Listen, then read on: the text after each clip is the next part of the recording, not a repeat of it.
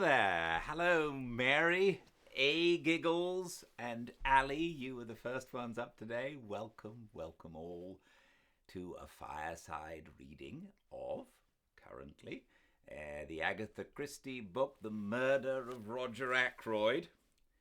And we are on chapter 18. It's quite a brief chapter today, but the next chapter is quite long, so we'll do a brief chapter today. I'm thoroughly enjoying this book. We're going now to Liverpool, if we remember, to find the mysterious man who our hero passed in the driveway as he was leaving the big house on the night of the murder. A man whose name we have now discovered to be Charles Kent. Welcome to a fireside reading of The Murder of Roger Ackroyd by Agatha Christie. Chapter 18, Charles Kent. Half an hour later saw Poirot, myself, and Inspector Raglan in the train on the way to Liverpool. The inspector was clearly very excited.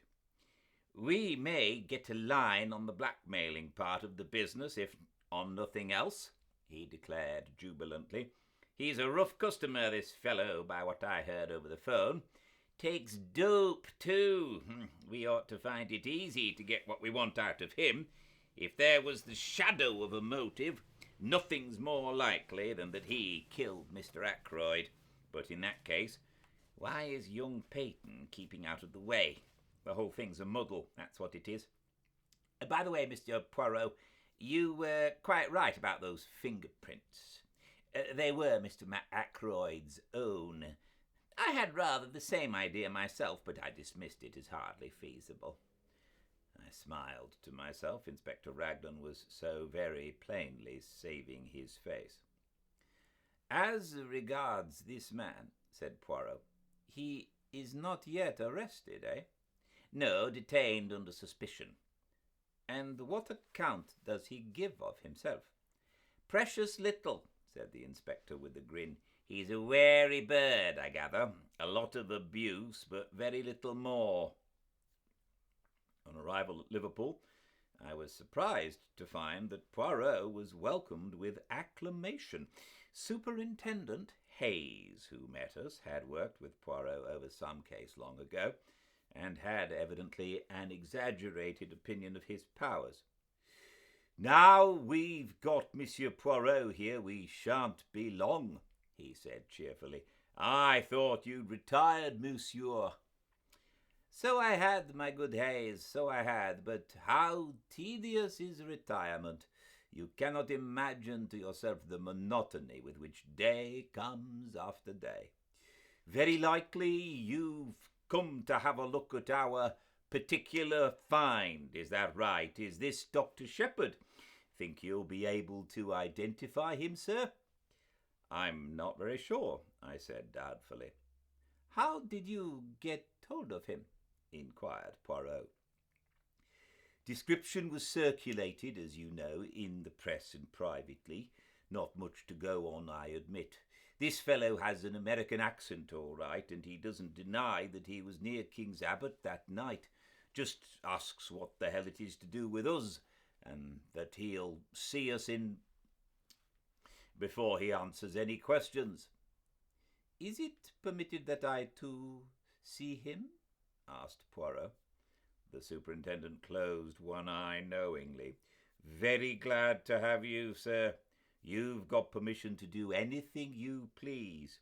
Inspector Japp of Scotland Yard was asking after you the other day. Said he'd heard you were connected unofficially with this case. Where's Captain Peyton hiding, sir? Can you tell me that?" "I doubt if it would be wise at the present juncture," said Poirot primly, and I bit my lips to prevent a smile. The little man really did it very well. After some further parley, we were taken to interview the prisoner. He was a young fellow, I should say no more than 22 or 3, Tall, thin, with slightly shaking hands, and the evidences of considerable physical strength somewhat run to seed. His hair was dark, but his eyes were blue and shifty, seldom meeting a glance squarely. I had all along cherished the illusion that there was something familiar about the figure I had met that night. But if this were indeed he, I was completely mistaken. He did not remind me in the least of anyone I knew. "Now then, Kent," said the superintendent, "stand up. Here are some visitors come to see you. Recognize any of them?" Kent glared at us sullenly, but did not reply. I saw his glance waver over the three of us and come back to rest on me. "Well, sir," said the superintendent to me, "what do you say?" "The height's the same," I said, "and as far as general appearance goes, it might well be the man in question. Beyond that, I couldn't go." "What the hell's the meaning of all this?" asked Kent. "What have you got against me? Come on, out with it. What am I supposed to have done?" I nodded my head. "It's the man," I said. "I recognize the voice." "Recognize my voice, do you? Where do you think you heard it before?" "On Friday evening last, outside the gates of Fernley Park. You asked me the way there." "I did I?" "Do you admit it?" asked the inspector. "I don't admit anything, not till I know what you've got on me." "Have you not read the papers in the last few days?" asked Poirot, speaking for the first time. The man's eyes narrowed. "So that's it, is it? I saw an old gent had been croaked at Fernley. Trying to make out I did the job, are you?" "You were there that night," said Poirot quietly. "How do you know, mister?" "By this." Poirot took something from his pocket and held it out. It was the goose quill we had found in the summer house. At the sight of it, the man's face changed. He half held out his hand. "Snow," said Poirot thoughtfully. "No, my friend, it is empty. It lay where you dropped it in the summer house that night." Charles Kent looked at him uncertainly. "You seem to know a hell of a lot about everything, you little foreign cock-duck. Perhaps you remember this. The papers say that the old gent was croaked between 9:45 and 10 o'clock. "That is so," agreed Poirot. "Yes, but is it really so? That's what I'm getting at." "This gentleman will tell you." He indicated Inspector Raglan. The latter hesitated, glanced at Superintendent Hayes, then at Poirot, and finally, as though receiving sanction, he said, "That's right, between 9:45 and 10 o'clock. "Then you've nothing to keep me here for," said Kent. "I was away from Fernley Park by 25 minutes past 9. You can ask at the Dog and Whistle. That's a saloon about a mile out of Fernley on the road to Cranchester. I kicked up a bit of a row there, I remember. As near as nothing to 9:45 it was. How about that?" Inspector Raglan wrote down something in his notebook. "Well?" demanded Kent. "Inquiries will be made," said the inspector. "If you've spoken the truth, you won't have anything to complain about. What were you doing at Fernley Park, anyway?" "Went there to meet someone." "Who?" "That's none of your business." "You'd better keep a civil tongue in your head, my man," the superintendent warned him. "To hell with a civil tongue. I went there on my own business, and that's all there is to it. If I was clear away before the murder was done, that's all that concerns the cops." "Your name is Charles Kent," said Poirot. "Where were you born?" The man stared at him. Then he grinned. "I'm a full-blown Britisher, all right," he said. "Yes," said Poirot meditatively. "I think you are. I fancy you were born in Kent." The man stared.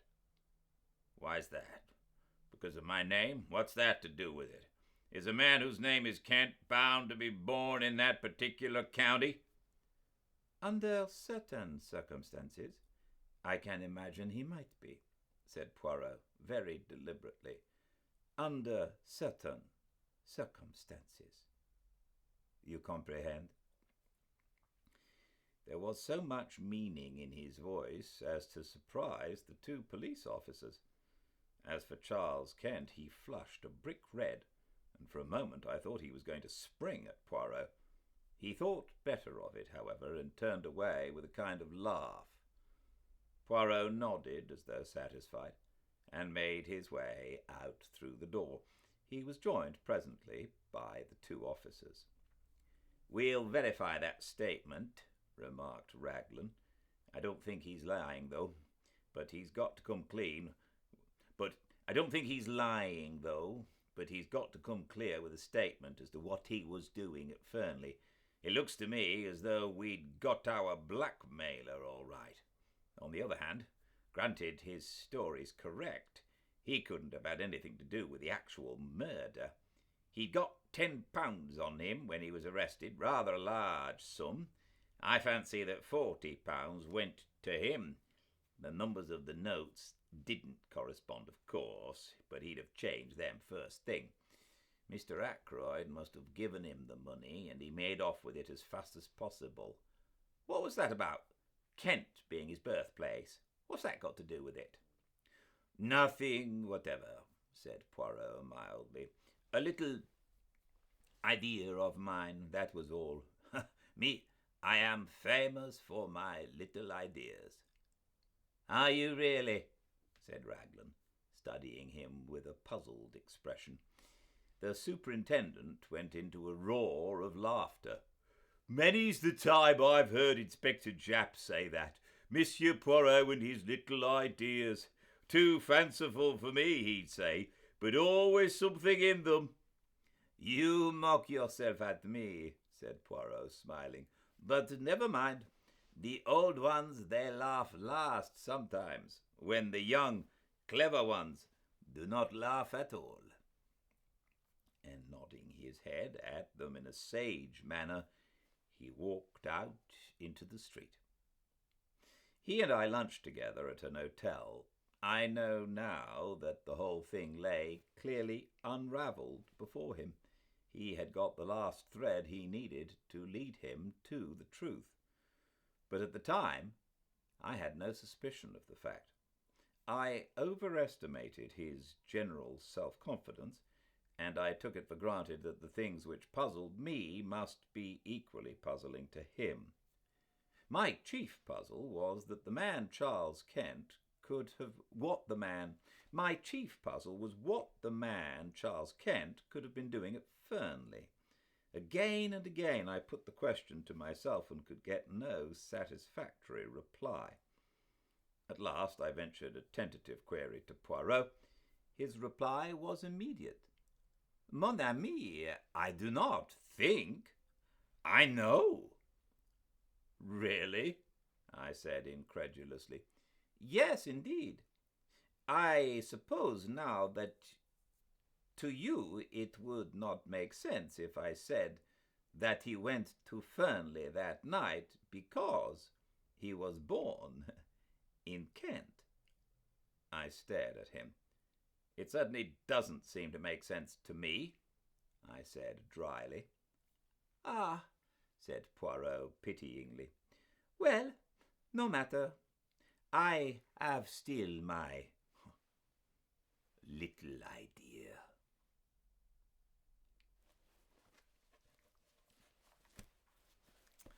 More tomorrow with the next chapter, which is entitled Flora Ackroyd. We shall see what Poirot does next at the same time and place, 5 Pacific, at Fireside Reading on Instagram. Until I see you all again, I do hope you all stay very, very well.